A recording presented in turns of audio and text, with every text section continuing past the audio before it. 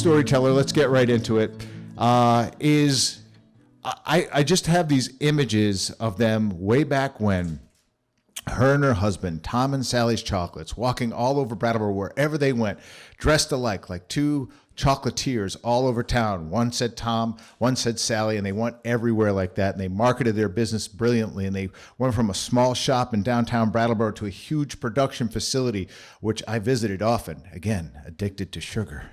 So she has a very interesting story with a prop about chocolate body paint. Let's bring her up on the stage, Sally Fegley. Hi. So I'm Sally Fegley. I now sell real estate out of Better Homes and Gardens, Masiello, and Main Street in Brattleboro. But for 21 years, I sold chocolate out of Tom and Sally's Handmade Chocolates. My husband and I moved to Brattleboro in 1989 for the express intent of starting a chocolate company. And we became known in the industry for our novelty products. Our first successful novelty product was the Vermont cow pie, pure chocolate, no doo-doo. That was my husband's idea when he was shaving one day. And, thank you, God, we sold millions of those Vermont cow pies. In our early days, the local association for the blind had a fundraiser called a brownout. And every year, we would donate something to the brownout, along with restaurants, bakeries, inns, and so on. So the idea was businesses would donate chocolate, cakes, pies, cookies, candies, and the public would pay money to go to the brownout, and you could eat as much chocolate as you wanted, hence the name brownout. So in our first 2 years, I think it was, we had won 2 of the 3 awards given at that event. We won the People's Choice Award, which we thought was the most prestigious, and the Most Delicious Award, but we had not won the Most Decadent Award. So Tom and I were brainstorming in the shop one day, the next brownout was coming, what should we make? And as we were discussing this, a very loyal customer named Larry, and we called him Dirty Larry, because he was quite naughty in a very fun-loving way, but quite naughty. Would invite us to go skinny dipping with him, and etc. So Dirty Larry came into the shop as we were discussing this, and Larry said, "You have to win the Most Decadent Award. You have to have won all 3 of them." And we said, well, our chocolates aren't really that decadent. Usually decadent went to like a cake with all these chocolate shavings falling off it. And Larry said, I know, I'll go naked. You pour chocolate sauce over my body, people can lick it off, and you will win that award. So, I was like, thank you, Larry, but I don't think we're going to go there. And of course we didn't. And I can't quite remember what we donated that year, but it wasn't chocolate body paint. But that was the birth of the concept chocolate body paint, great on ice cream too. So my husband got really excited about coming out with the product, chocolate body paint. And my response was, you've had me selling doo-doo all these years. Now I have to sell sex? No chocolate body paint. And this discussion went on back and forth. About, I'd say 90 to 95% of our business was wholesale. We sold to stores internationally. But we used our store in Brattleboro as a research and development facility. So what we would do is if we had an idea for a product that we wanted to introduce on a wholesale basis, we would make a couple of the products and we'd put them out and we'd see how the public responded. So my husband convinced me that he would make some jars of chocolate sauce. He would label them chocolate body paint. We'd put them on the shelf. And I said, okay, fine, do it. So he had just finished making this batch. And this lady walked through the door. And I still remember her. She was like older, very plain, no makeup. To me, she looked like the stereotype of the minister's wife, very conservative looking. So she walked into the store, and my husband approached her with his jar, and he said, ma'am, we're thinking of coming out with this new product called chocolate body paint. The woman grabbed the jar out of his hand and said, I must have this. And I still remember going, what? I must have this. And then she started spilling out all these intimacies about how she and her husband hadn't been away overnight for a couple of decades. And he was a longtime employee at a business in town, and as a reward for his longevity, they were rewarding them with a weekend away at some inn someplace. She had come to town to buy a negligee, but if we gave her the jar of chocolate body paint, she wouldn't need a negligee. So we were speechless. Tom said, "Here, take the jar, enjoy, it's yours." And, I studied statistics in graduate school, and I know you're not supposed to do a one-person sampling, but that lady totally convinced me. So I said, okay, fine, we'll do it. So chocolate body paint was born, and it sold great.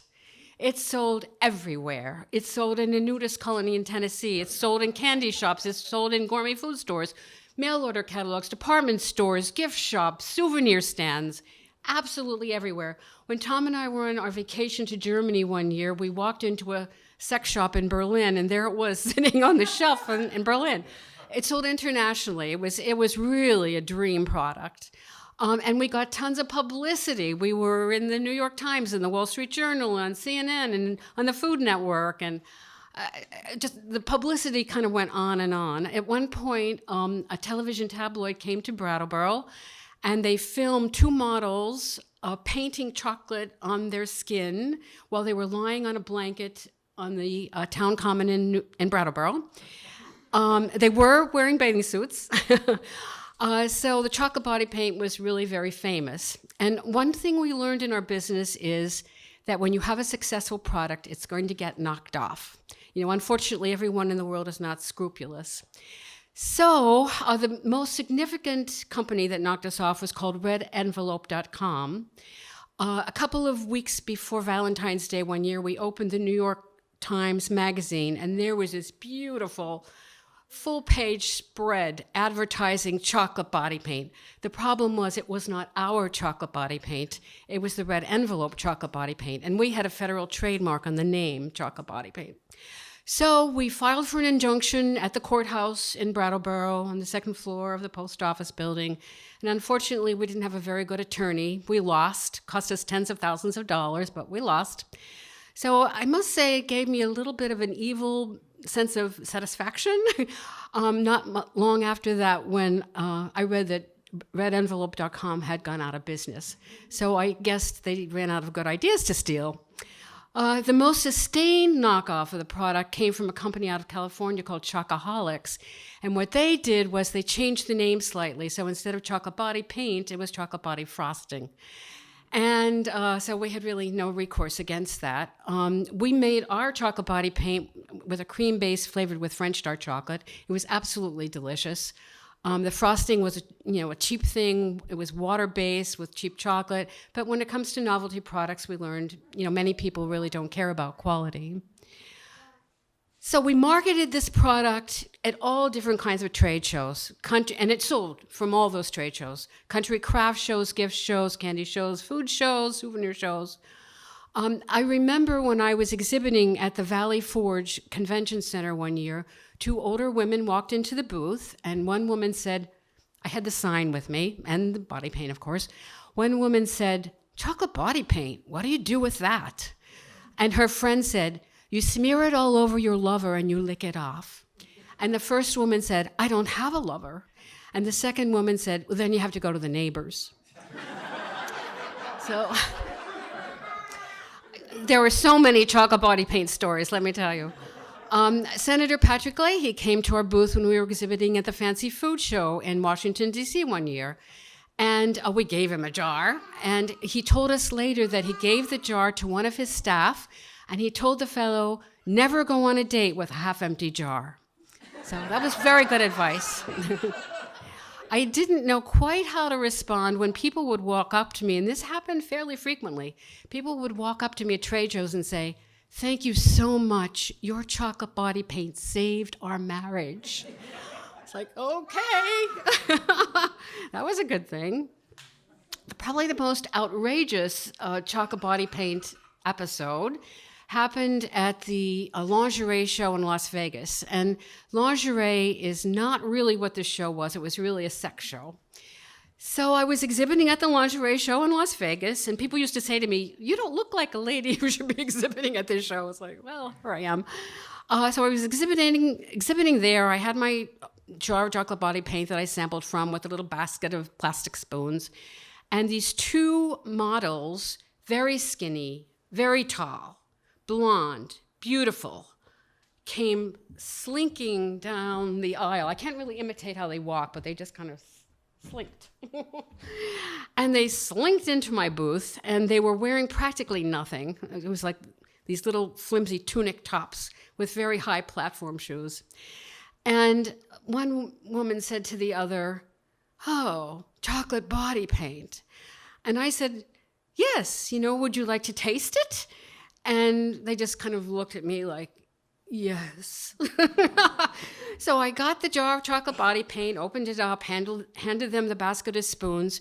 One of them took this spoon, she slapped it into the jar of chocolate body paint, came up with this huge dripping spoonful of it. She took her friend's shoulder down from her tunic to expose her right breast, which was perfectly shaped, by the way. She slapped the body paint on her nipple, and she licked it off. So after that, I tried to regain my composure. So I said to them, "Oh, that must be sticky. Would you like something to wipe it off with?" So I was able to escape to the back of my booth and to get a napkin and handed it to them. When they left the scene, my neighbors said they didn't know what was funnier, watching these women or watching me react to these women. So chocolate body paint, that's the story. Thank you.